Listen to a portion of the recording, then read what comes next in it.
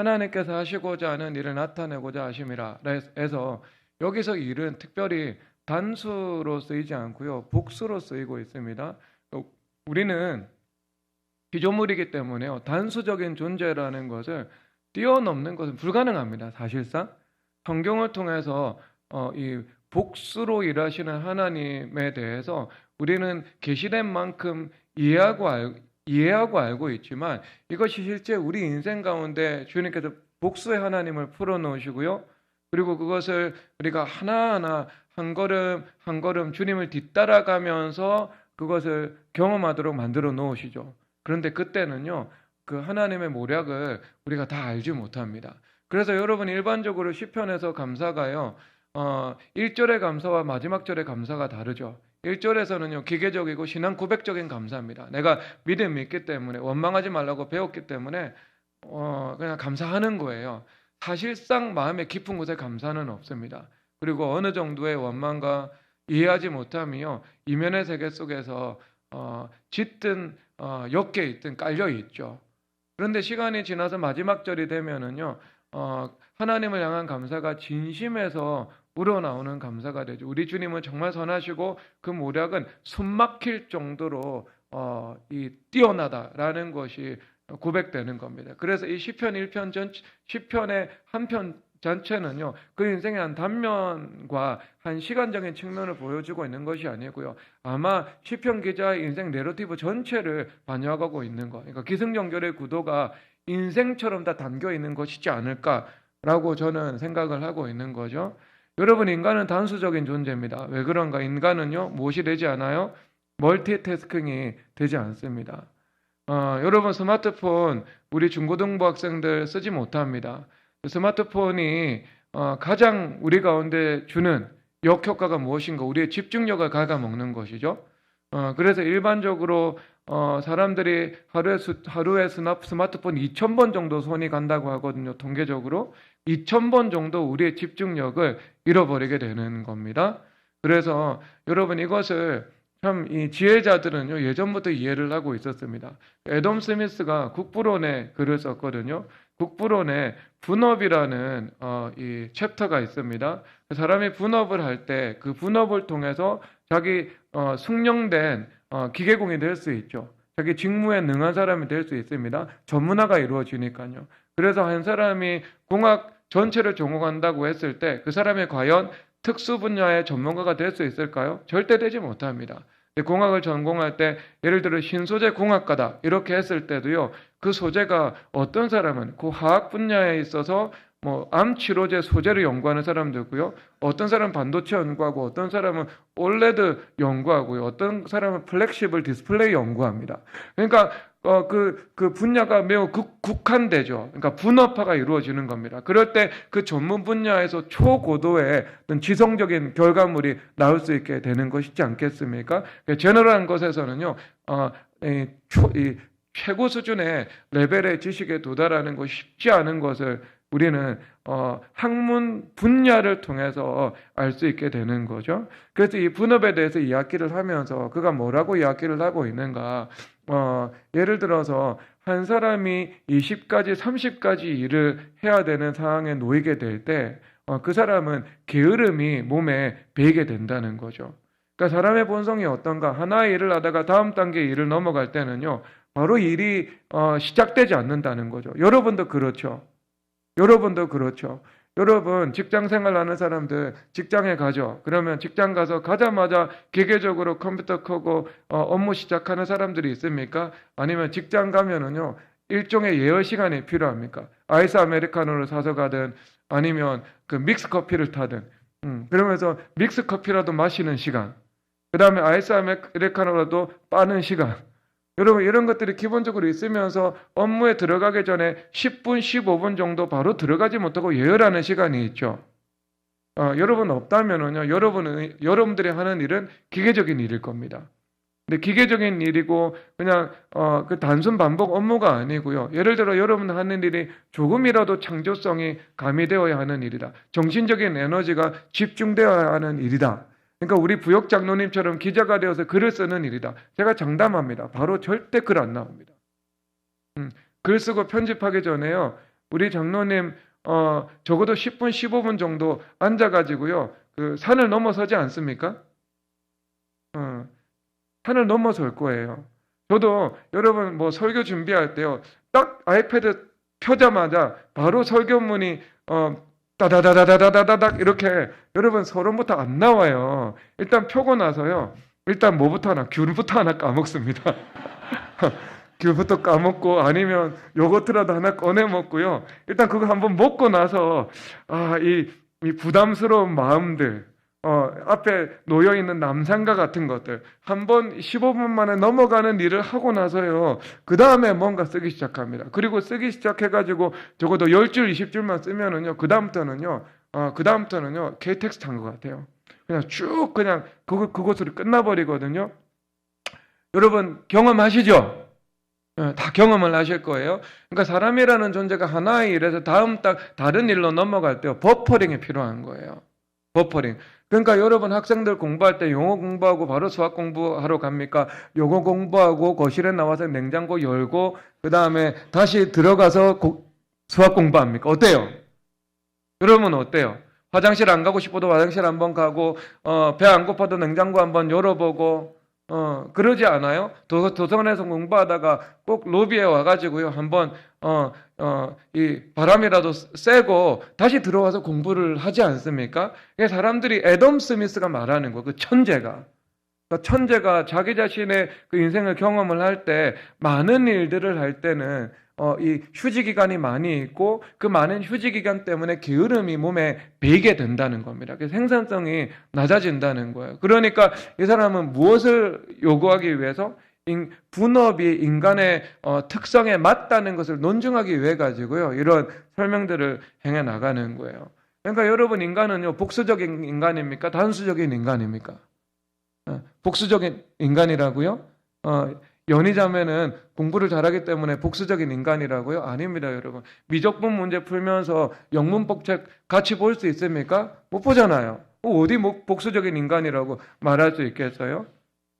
누구든 우리는 하나의 일에 집중할 수밖에 없다는 그런 인간의 절대적인 연약성, 한계성을 가지고 살아가는 존재들인 거죠. 그런데 여러분, 하나님은요, 멀티태스킹의 대가예요. 하나님은 모든 사람들의 기도를 들으시죠? 모든 사람들의 기도에 응답하시잖아요. 그러니까 하나님은 적어도 인구수만큼의 멀티태스킹이 가능해야 됩니다. 70억의 멀티태스킹. 대단하죠. 그러니까 측량할 수 없는 우리 주님의 위대함을 말씀해 주고 있죠. 그래서 여기서 하나님께서 하시는 일을 할 때 복수인 거예요. 우리는 여러분 하나의 일을 계획할 때 하나의 목적을 가지고 계획하는 것밖에 우리가 할 수 있는 일이 없습니다.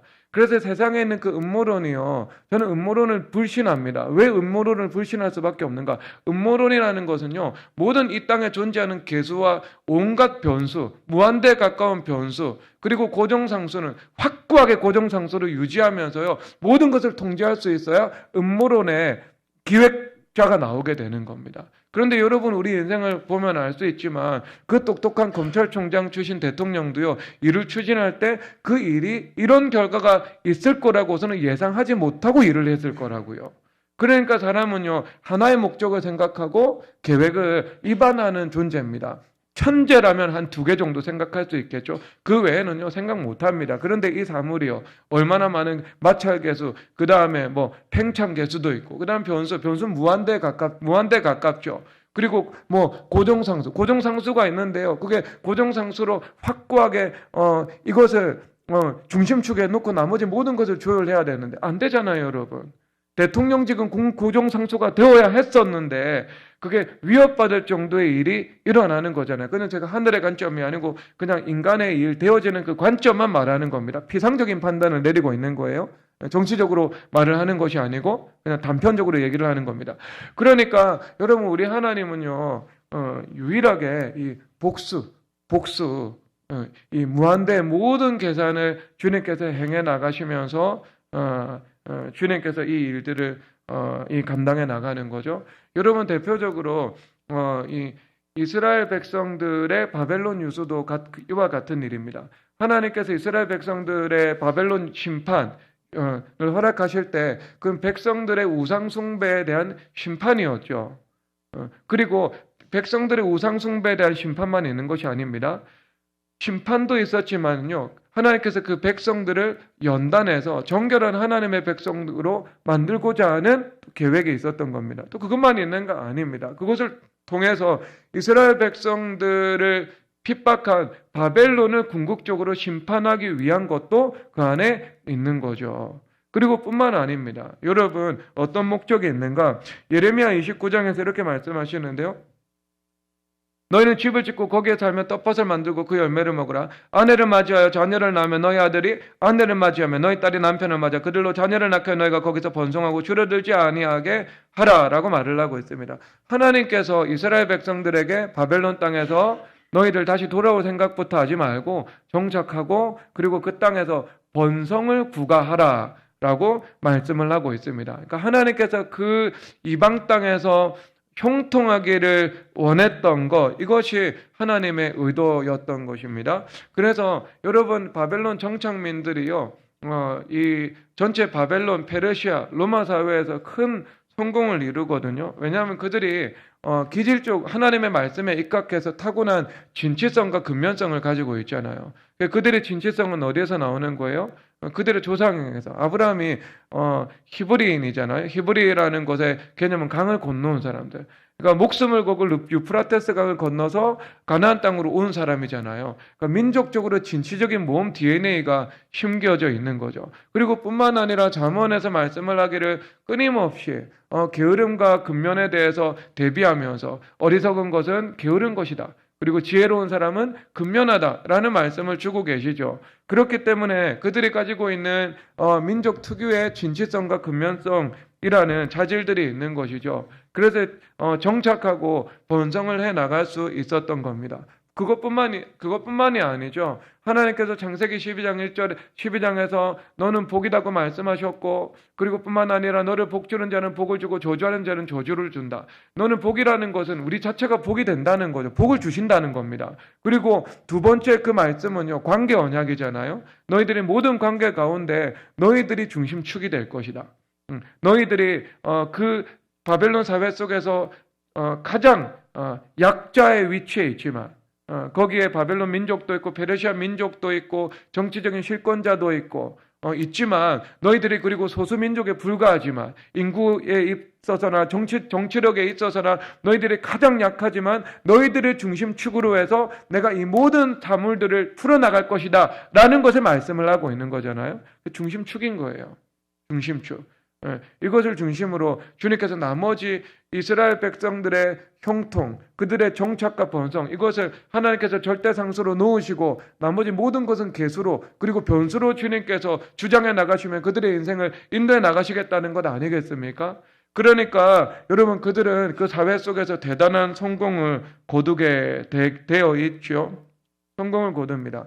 그래서 어느 정도 성공을 거두냐 하면은 여러분, 느헤미야 5장 14절에서 느헤미야는요 예루살렘 총독으로 부임을 하죠. 근데 총독의 급료를 받지 않았습니다. 근데 총독의 급료를 받지 않았는데요, 뭐라고 말을 하고 있는가? 내 상에 민장들 150명과 유다 사람들이 내 상에서 먹었다. 그 비용을 내가 되었다라고 말씀을 하고 있습니다. 그래서 어느 정도의 비용이 들었냐? 매일 소 한 마리와 양 6마리를 준비했다라고 말씀을 하고 있거든요.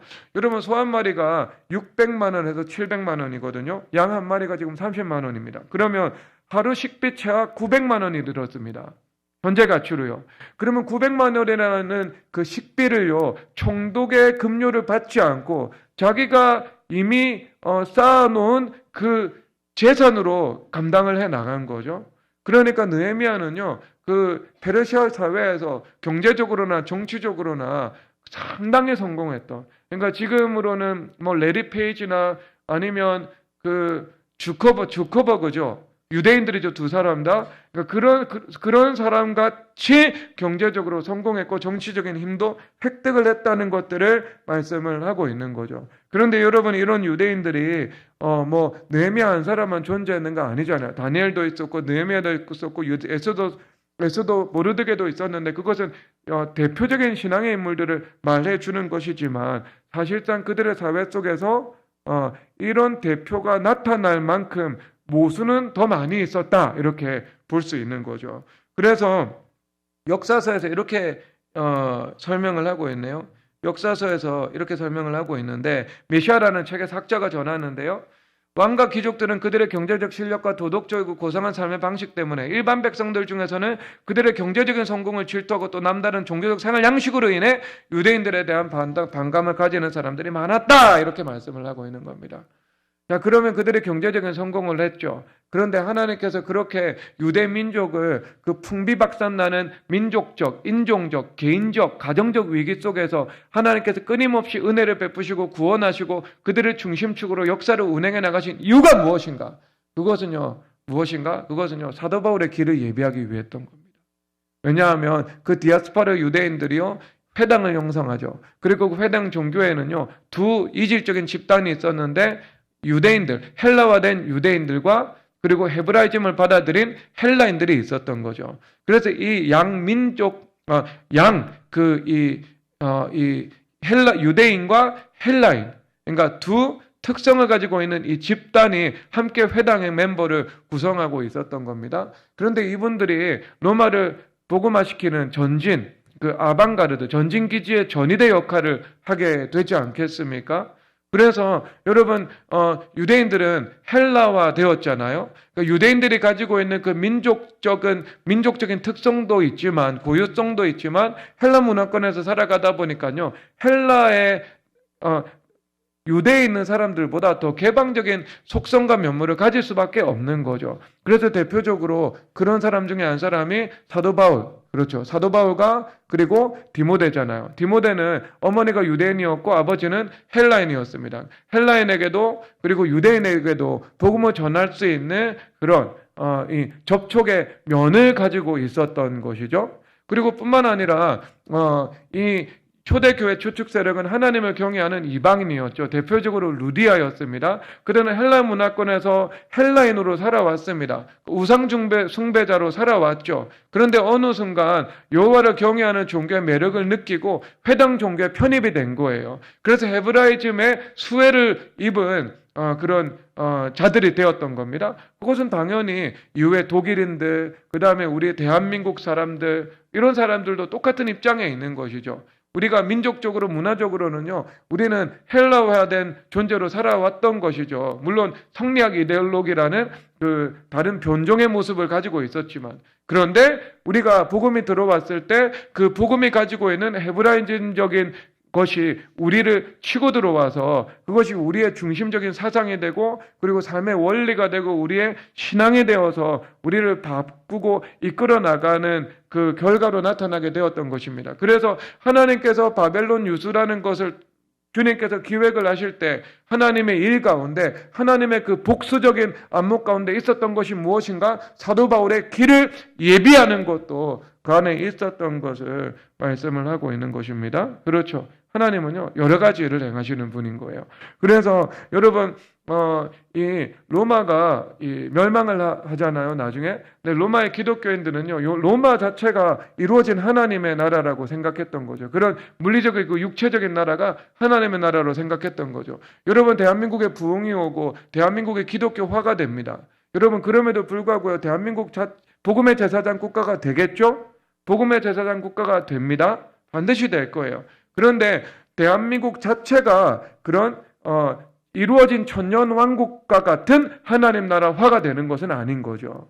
그러니까 이 세상에 존재하는 모든 육체적이고 물리적인 나라는요, 흥망성쇠의 길을 걸어갈 수밖에 없습니다. 그런데 걱정하지 마십시오. 대한민국과 일본과 미국은요, 예수님 재림하실 때까지 복음의 제사장국가로 쓰임받다가 여러분 역사의 종결이 이루어지게 됩니다. 우리나라에 있는 교회와 복음의 영광은요, 쇠퇴하지 않습니다. 이 새 나라는요, 쇠퇴하지 않습니다. 여러분, 주님 오실 때까지. 그러니까 여러분, 우리는 진짜 감사한 거예요. 진짜 영국도 촛대를 잃어버렸잖아요. 터키 지역, 소아시아 지역도 촛대를 잃어버렸잖아요. 이탈리아 촛대 잃어버렸잖아요. 그런데 하나님께서 우리 민족 가운데 촛대를 옮기지 않으시고 촛대를 두시고 촛대가 여러분 더 7배나 활활 타오르게 하시고 그 다음에 하나님께서 끝까지 감당하게 하시다가 예수님 재림이라는 역사의 종언을 맞이하게 주님께서 하실 것입니다. 자, 그런데 로마라는 나라가 무너졌죠. 그런데 그 로마가 무너졌을 때 그 당시의 사람들은 충격에 빠졌고 이해하지 못했습니다. 어떻게 기독교화된 로마가 무너질 수 있는가라는 것이었죠. 그런데 여러분, 우리는 지금 알고 있죠. 하나님의 모략이 어떻게 시행되었는지. 그때 당시 로마가 무너졌을 때 로마 교회가요, 많은 신학자들과 선교사들을 게르만 민족에 보냅니다. 그래서 그 영국의 역사가 폴 존슨의 기독교의 역사에 보면은요, 그들이 한 일 중에 하나가 게르만 민족, 게르만의 또 수많은 그 민족들이 있잖아요. 뭐 프랑크인도 있고, 그 다음에 앵글로, 섹슨족 있잖아요. 그래서 영국도 게르만족, 그 다음에 북유럽도 게르만족, 그 다음에 독일도 게르만족. 프랑스도 넓은 범위에서는 그들이 뭐 그 예전 노르만인도 있었지만, 그러니까 로마화된 그 지역의 토착민도 있었지만, 문명화된. 그런데 또 이 게르만족도 섞여 있잖아요. 그 프랑스라는 그 지역의 특성은요. 그런데 여러분, 그들의 각 민족들에게 그 신학자들, 선교사들이 들어가 가지고요, 그들의 관습법을 연구하는 거예요. 관습법을 연구한 다음에 그들의 법을 성문화시킵니다. 문서화로 만들어 버려요. 그러면 여러분, 저 같은 목회자가 어떤 민족의 속성을 연구하고 관습을 연구해서 법을 만듭니다. 그러면 그 법에 기독교 정신 넣을까 안 넣을까요? 바보입니까? 안 넣게. 그거 하러 갔는데 그 사람들을 교화하기 위해서 갔는데요. 복음으로 기독교화하기 위해서 간 거예요. 그러면서 뭐예요? 법이라는 것이 사람들을 지배하는 거잖아요. 법이 사람들을 궁극적으로 지배하잖아요. 그러니까 탁월한 지혜자들이었던 거예요. 그들의 관습법을 연구해서 법을 디자인하는 거예요. 근데 법을 디자인하면서 기독교적인 정신이 그 안에 들어가도록 만들어 나가는 겁니다. 그래서 여러분, 곰브리치 세계사라는 책에서 보니까요, 로마에 의해서 게르만 민족이 복음화가 되었는데, 게르만 민족은 거의 100% 예배 출석률이었다라고 말을 하고 있습니다. 로마에 없던 출석률이었습니다. 왜? 로마는 이미 다원화된 사회가 구성되어 있었거든요. 그래서 로마가 기독교화 되었을 때는요, 복음화율이 10%에 지나지 않았습니다. 콘스탄티누스 대제가 밀라노 칙령 반포했을 때요. 그런데 그 이후에 지속적으로 복음화가 이루어졌다 하더라도요, 무신론자가 많았겠죠, 여러분. 이미 다원화된 세계 속에서 오염된 사상 속에서 살아가고 있으니까 헬레니즘화 되었는데 거기다가 헤브라이즘화를 이루어 나가니까요. 근데 게르만 민족은요, 공백 상태인 거예요. 공백 상태. 이미 선점해 놓은 사상이나 그런 동방 종교가 없는 상황인 거예요. 그래서 복음이 들어가서 그들을 복음화시키니까요, 급속도로 누룩처럼 파급 효과가 일어난 거거든요. 그래서 거의 대부분의 백성들이 주님 앞에 예배드리는 사람들이 되었다. 세상 역사에서 말씀을 해주고 있는 겁니다. 그리고 그렇죠. 이게 뭐예요? 하나님의 일인 거예요. 그러니까 하나님은 한 가지 일을 하는 분이 아니라 하나님은 멀티태스킹 하시는 분이시다라는 것을 말씀을 하고 계신 것입니다. 여러분, 오늘 그 이노트리 간증을 하셨잖아요. 3년 8개월 7일 정도의 긴 인내의 시간을 보내셨습니다. 그런데 그 전하고 그 후는요, 너무나도 달라요. 너무나도 달라요. 그 얼굴에 나오는 그 광채가 다릅니다. 왜? 고린도후서 3장에서 말씀을 하잖아요. 모세가 하나님의 영광을 대면했는데 영광에서 영광으로 그 얼굴에 광채가 난다고. 하지만 3년 전의 모습은 그렇지 않았다는 것을 가족도 저도 알고 있습니다. 여러분 모르시겠지만, 하지만 3년 이후의 모습은요, 정말 주님과의 관계에서 오는 그 영광의 빛으로 빛이 나죠.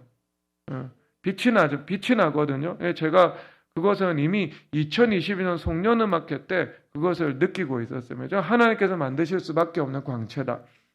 자, 그리고요, 뿐만 아니라 여러분, 이게 하나님의 모략인데요, 사옥 기공 예배를 제가 가서 예배를 드렸습니다. 그런데 사옥 기공 예배를 드리던 당시에 제가 하나님의 말씀을요, 스텝 바이 스텝이라는 제목으로 하나님의 말씀을 전했거든요. 왜냐하면 이 위기가 올 것이라는 믿음을 가지고 있었기 때문이죠. 그래서 위기를 극복해서 하나님께서 완성케 하신다는 것이 이제 저의 말씀의 방향이었습니다. 그런데 그때 역삼동에서 땅을 사고 그다음에 사옥을 올렸는데, 여러분, 이게 정말 큰 은혜였습니다. 정말 큰 은혜였습니다. 그때 당시 제가 알기로는 그 지대가 한 120억 정도 되는 걸로 알고 있었고요. 그 건물을 올리고 있었는데 이제 그 이 350억 이 감정 평가를 받은 회사를 강탈당한 상태잖아요. 그래서 야인이 되어서 기도하고 이 법적인 판정을 기다리고 있는 상태였습니다. 뭐 일반적으로 보통 그 정도 상황이면은요 사람들이 화병이 걸리거나 암이 오거나 합니다. 저희 외할아버지가 그 히로시마에서 건축상을 받았거든요. 그리고 해방되자마자 돌아왔습니다. 해방되자마자 돌아왔어요. 그리고 나서 그 진해에서 사업을 했는데요. 진해에서 세 번째 가는 부자였다고 그러더라고요. 그러다가 할아버지가 사기를 당했거든요. 법정에서고. 그리고 나서 우리 어머니가 초등학교 때까지는 부유하게 살다가 중학교 1학년 때부터 고등학교 3학년까지 하루에 한 끼를 먹고 살아가셨다고 그러더라고요. 아침 굶고 점심 도시락 한 번도 싸간 적이 없다고 그러더라고요. 물로만 드시고. 기억이 딜리트가 됐습니다. 그러니까 근데 그 할아버지가요. 화병 나서 돌아가셨어요. 가족의 생계를 책임지지 못해서 보통 일반적으로 그 정도 상황이 그 정도 이 충격은요. 그렇게 인간을 몰아가게 만드는 겁니다. 예수님이 계시지 않는다면 그런 거죠. 그런데 여러분 그 악인의 회사의 주도권을 잡고 있으면서 사옥을 팔려고 하겠죠. 왜? 사옥을 현금화해서 그걸 써야 되는 거예요. 그렇죠. 이 공유주의 비극처럼 그 돈을 허비해야 되는 거예요. 그런데 하나님께서 그 사옥 매각을 계속해서 막으신 겁니다. 그리고 나서 한 2달, 3달 전부터 이 회사가 나올 때 당시에 회사 유보금이 100억 정도 있었거든요. 그런데 그 100억이라는 돈을 경영을 잘못해가지고요. 직무대행도 그렇고 그 다음에 그 악인도 경영을 잘못해서 계속해서 마이너스가 나면서 사내 유보금 제로가 됐습니다. 그리고 한 2-3달 정도는요. 직원 월급을 주지 못하는 상태인 거예요. 그런데 그 3개월 동안 직원 월급을 못 주면 그것이 형사상의 책임을 지게 되어 있대요. 대표가. 그러니까 직원들이 항의하고 노동청에 고발하고 하니까 극도의 스트레스를 받으면서 빨리 좀 이제 내려놓고 싶겠다고 한 이 지경까지 가게 된 겁니다. 기가 막히죠, 여러분. 그리고 나서 직원들 월급을 줘야 되니까 회사 사옥을 매각을 하게 된 상황이 벌어진 거예요. 그런데 하나님 은혜 가운데 여러분 땅값이 올라가지고요. 많은 차익을 얻게 된 거예요.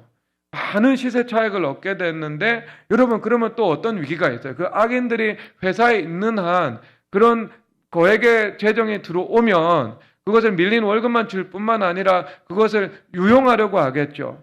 탐심을 가지게 되겠죠. 그런데 하나님께서 어떻게 은혜를 베풀어 주셨는가? 그 돈이 언제 들어오냐면요. 주주총회가 이제 있거든요. 모든 나머지 민사는요. 형사에 걸려 있습니다. 그러니까 이것은 시간 문제고요. 결과는 확정된 거예요. 왜? 다 형사 판결을 기다리고 있었거든요. 그러니까 거기가 유죄 심판을 받았기 때문에요. 나머지 모든 것은 다 제자리로 돌아가게 되어 있는 거예요. 근데 시간은 남아 있는 거죠. 1-2달? 그런데 이제 주주총회가 열리게 되는데 주주총회가 열리고 난 다음에 이제 회사로 복귀하는 시점에 잔금이 들어오게 되는 거예요. 그 악인들이 거기에 10원 하나 손을 못 대게 되는 일들. 그리고 나서 이제 회사를 안정화시키고 그 다음에 어떤 적자 구조를 이제 다시 흑자 구조로 바꿔 나가야 되고 그 다음에 회사에 정리할 거 정리해야 되고 수습할 거 수습해야 되잖아요.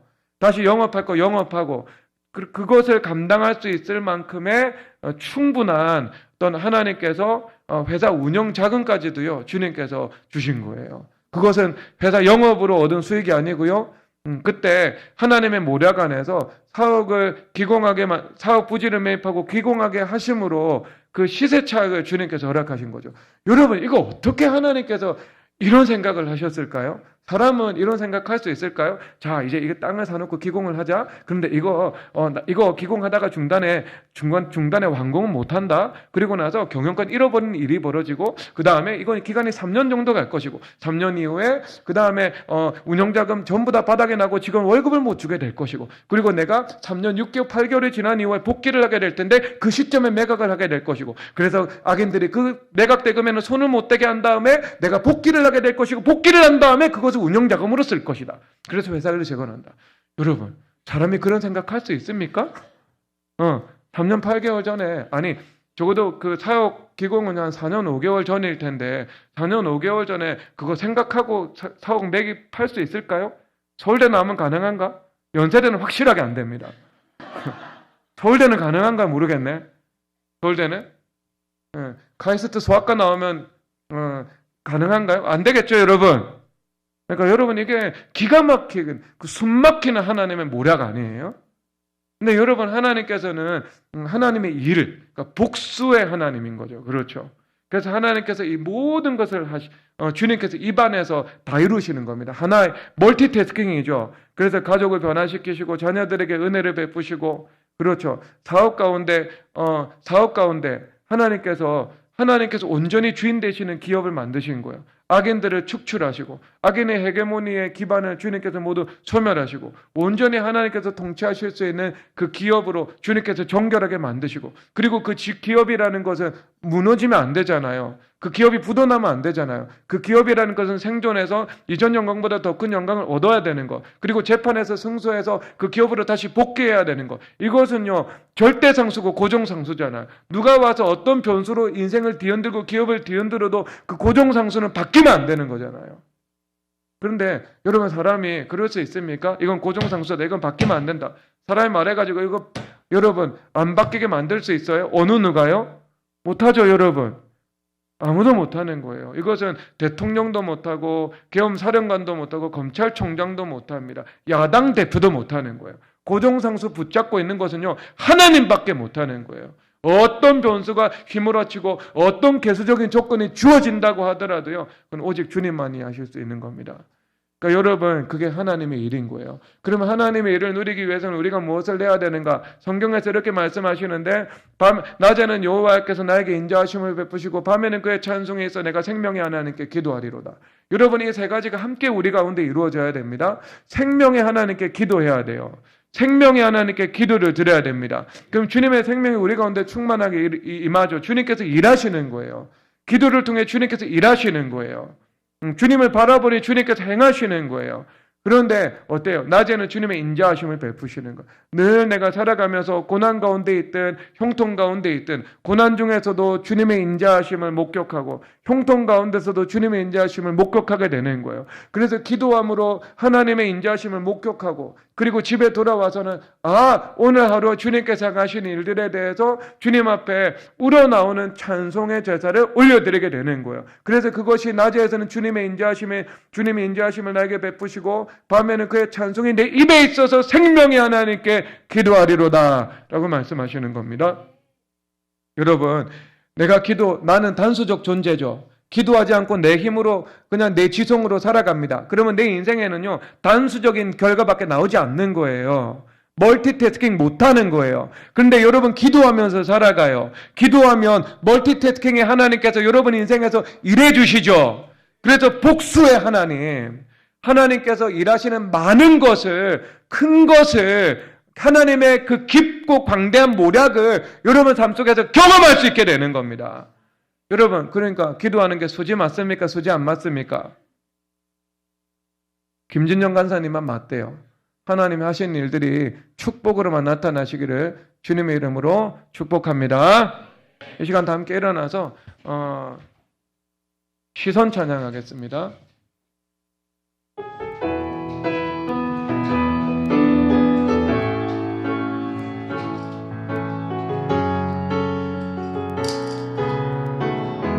내게로부터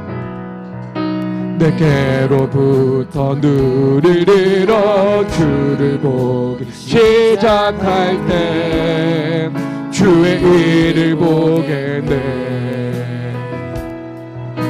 이 작은 마음 돌이키사 하늘에 꿈꾸게 하는 주님을 볼 때 모든 최선을 주님께 드리고